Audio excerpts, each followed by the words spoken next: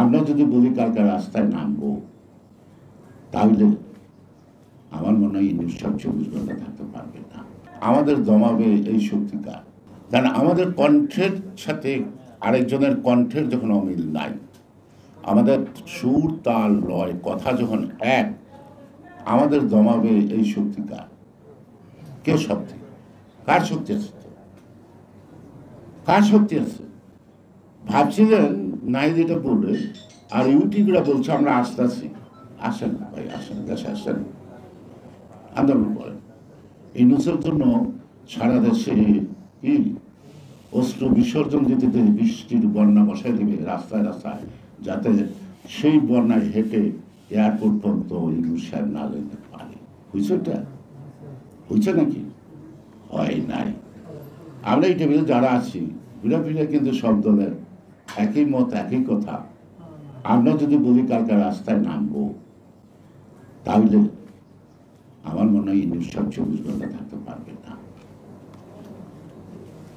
তাহলে ভবিষ্যৎ কি হবে? এই বিবেচনায় আমরা এই জায়গায় সমাপ্ত করতে চাই। আমরা চাই ডক্টর ইউনূসই সফল হোক।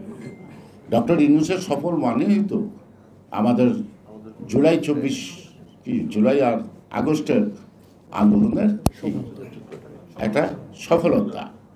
আর আজকে যারা নাকি জুলাই 24 থেকে এই 11 দিনের আন্দোলনে মুকুট চায়, তাদেরকে মুকুট অনেক আগেই জাতি দিয়ে দিচ্ছে, আমরাও দিয়ে দিচ্ছি নাকি? কিন্তু প্রশ্নটা হলো, এখানে আমার মনে হয় সর্বশেষ ভিপি ডাকসুরকে ভিপি, এরকম অনেক ভিপি আসছে আমাদের জীবনে দেখছি। আমরা বিশ্ববিদ্যালয়ের অনেক পুরানা ছাত্র ছিলাম, তো ছাত্রই দেশের গৌরবময় প্রত্যেকটি পরিবর্তনের মুখ্য লাগেছে।